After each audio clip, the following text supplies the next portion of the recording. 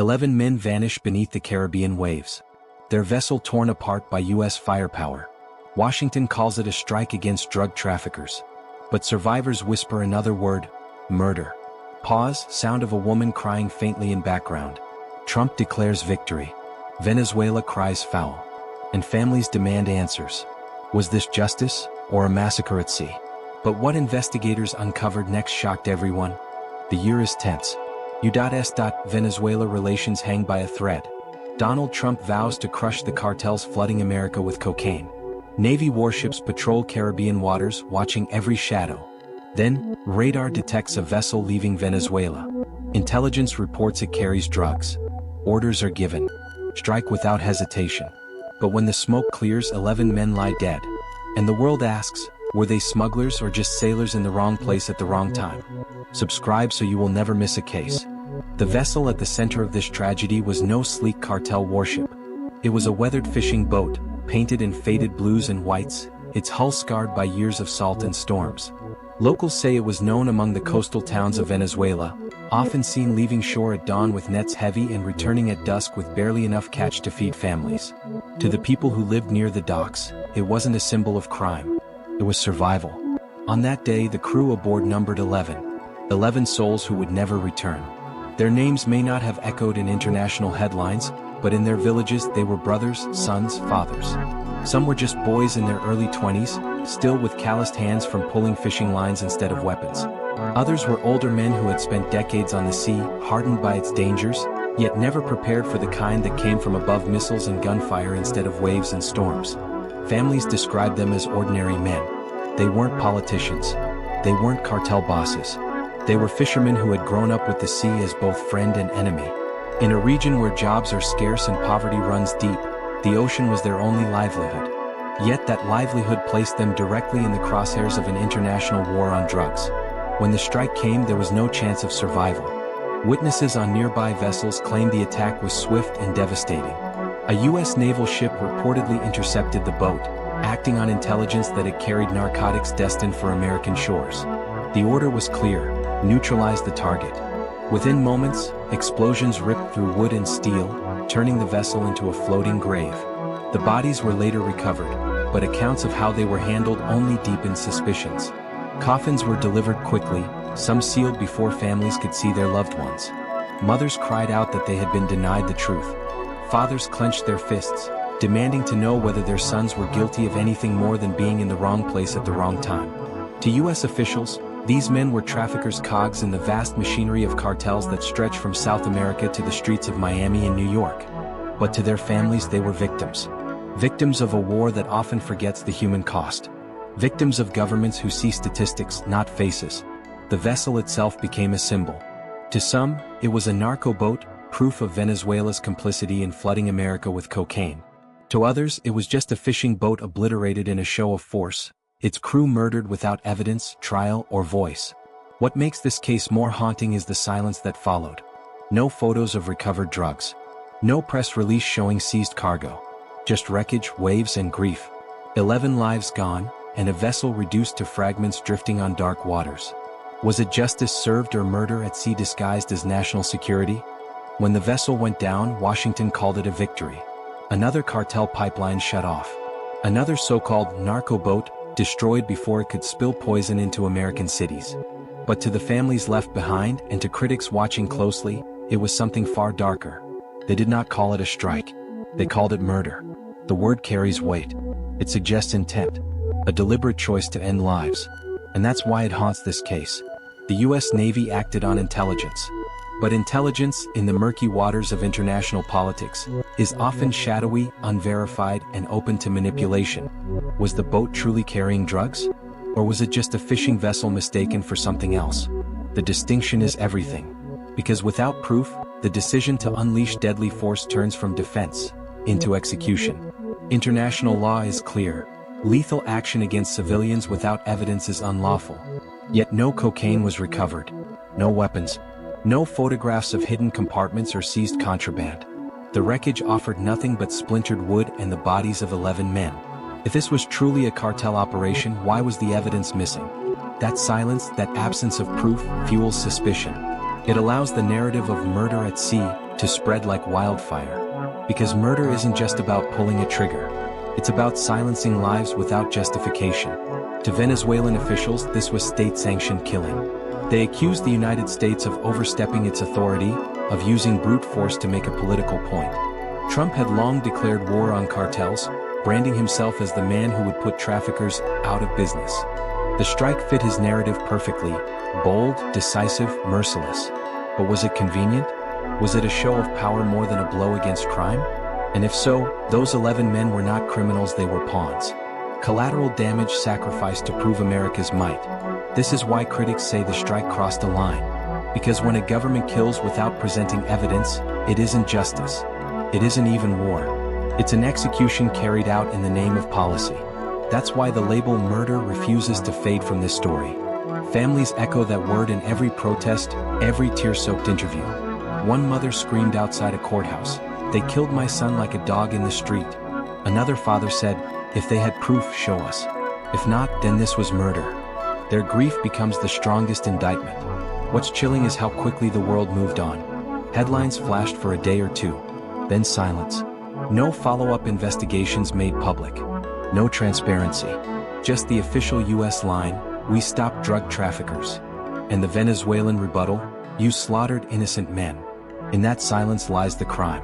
Because murder thrives in shadows. Murder hides beneath official reports and polished speeches. And murder often wears the mask of necessity.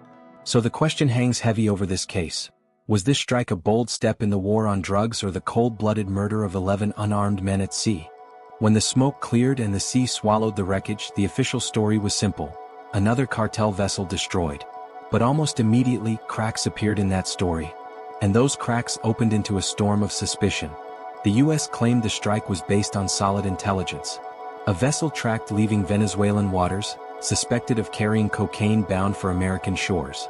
Yet intelligence is only as strong as the proof it produces. And here, proof was nowhere to be found. Divers sent to the wreckage reported little more than splintered wood, twisted metal, and the bodies of the 11 men who had been aboard.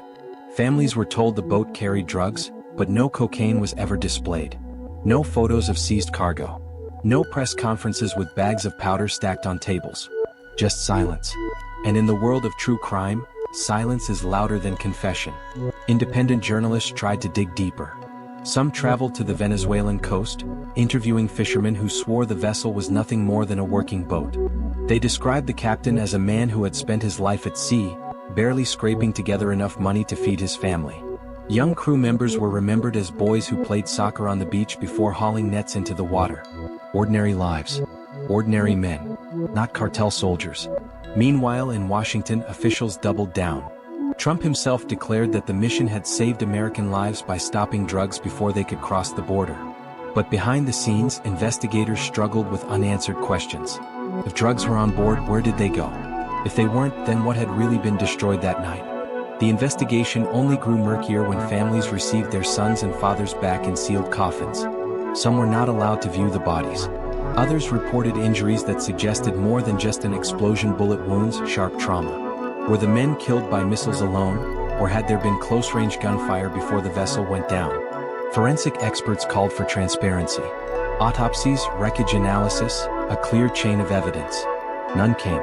The US Navy maintained operational secrecy. Venezuela shouted murder.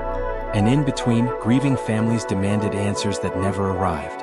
Whispers of a cover-up spread. Some claimed the intelligence was fabricated, an excuse to stage a high-profile strike that could fuel Trump's hardline image against cartels. Others believed the drugs had been secretly recovered and hidden from public view, to protect sources and methods. But without evidence, every theory remained speculation, and speculation only deepened the sense of betrayal. Every unanswered question twisted the knife deeper. Why strike without boarding and searching first? Why refuse independent investigators access to the wreck? Why silence the families? Investigations are supposed to bring clarity. This one brought only shadows. The deeper journalists, activists, and families looked, the less they found. And the less they found, the louder the word murder echoed across both nations. In the end, the investigation didn't solve the mystery, it became part of it. A tangle of secrecy, politics, and grief. 11 men were dead. A vessel was gone. And the truth was lost somewhere beneath the waves. The 11 deaths at sea were not just a tragedy for their families. They became a flashpoint in a much larger battle, a battle that stretched far beyond the waters of Venezuela and into the heart of international politics. At first glance, the U.S. framed the strike as a clean win in the war on drugs. A decisive blow against cartels. A moment that showed America's reach and its resolve. For Donald Trump, it fit neatly into his tough-on-crime narrative, the image of a leader willing to do whatever it takes to protect the homeland. On the campaign trail, he had promised to put cartels out of business. This strike, at least publicly, seemed like proof of that promise. But beneath the surface, the implications were far more troubling. Killing 11 men without producing evidence cast a long shadow on America's credibility. Allies questioned whether the U.S. had acted too rashly, violating international law. Human rights organizations raised alarms, calling it an unlawful execution at sea. Even within the U.S., some critics quietly asked whether the government had crossed the line between defense and murder. The strike also intensified tensions with Venezuela. Nicolas Maduro's government accused Washington of aggression, painting the attack as proof of American imperialism. State media called the incident a massacre. For a nation already under crippling sanctions and political isolation, the deaths of 11 Venezuelan citizens at the hands of a foreign military became a rallying cry. It wasn't just about drugs anymore, it was about sovereignty, pride, and the right to exist without foreign bullets ripping through their waters. And then there was the message this sent to the rest of the world. If the U.S. could destroy a vessel, kill everyone on board, and move on without showing evidence, what precedent did that set? Did it mean that suspicion alone was enough to justify lethal force? That political image could outweigh due process? For the families of the victims, the bigger picture was even more personal. They weren't thinking about geopolitics or global precedent. They were thinking about empty chairs at dinner tables, about fathers who would never come home, about sons who died without a chance to defend themselves. To them, the implication was clear. Their loved ones had been treated as disposable, their lives worth less than a headline. And still, the ripple effects continued. In Caracas, protests erupted, small but fierce. In Washington, officials tightened their rhetoric. On social media, debates raged: were these men traffickers or innocents? Was this justice or murder? The truth became less important than the narrative. Each side weaponized the deaths for its own purpose. That's the bigger picture. In the war on drugs, human lives often become currency. Collateral damage traded for political gain. Every strike fuels both fear and defiance. Every death at sea carries consequences that stretch from the grieving mother's doorstep to the highest halls of power. And as the waves closed over that shattered vessel, they didn't just bury 11 men. They buried clarity, justice, and trust. What surfaced instead was a chilling question. In the pursuit of power, how many more lives can be erased before the world starts calling it what it is: murder on the high seas? The Caribbean Sea has always been a place of mystery. It hides shipwrecks, secrets, and now, the unanswered story of 11 men whose lives ended in fire and salt water. The official record says they were traffickers. But the evidence never surfaced. No cocaine, no weapons, nothing but bodies and wreckage. That silence is deafening. And it forces us to ask, what really happened out there? The United States claimed victory. Venezuela called it murder. And in the middle, families wept for men they swear were nothing more than fishermen. Somewhere between those clashing narratives lies the truth. But truth in cases like this rarely comes to light. It sinks just like that vessel to the bottom of the sea. Think about what this means. 11 men died without a trial, without a chance to speak. Their story was told for them by governments, by officials, by people with something to gain. But the men themselves? Silenced forever. And silence is fertile ground for conspiracy, suspicion, and fear. What if they weren't guilty at all? What if their deaths were simply convenient, a show of power to prove a political point? If so, then what we are looking at is not just a tragedy, but a massacre dressed up as justice. And yet, what if the opposite is true? What if the men were smugglers, deeply entangled with violent cartels, ferrying drugs into the night? So, then why hide the evidence? Why deny the world the proof? Was it incompetence? Or was there something about the wreckage that officials didn't want anyone to see? Every answer leads to another question. And that's what makes this case so haunting. It's not just about who died, it's about why they died, and what the world is being told to believe. For the families left behind, there is no bigger picture. There are no speeches or political games. There are only graves, 11 of them. And each one whispers the same chilling word: murder. But for the rest of us, this is bigger than a single strike. This is about the dangerous power of silence. About what happens when governments act without accountability. About how easily human lives can become expendable in a war that never seems to end. Because when the wreckage settled on the seafloor, it didn't just bury those men. It buried the truth with them. And here's the most disturbing part. Investigators didn't stop digging. What they uncovered next, hidden in reports, whispered by witnesses, and concealed in classified files, didn't just raise questions. It shattered the narrative completely. Pause, fade to black screen with somber music. What was discovered in the aftermath of this strike stunned even the people who thought they already knew the truth. And that's where our story continues. Subscribe now to more stories,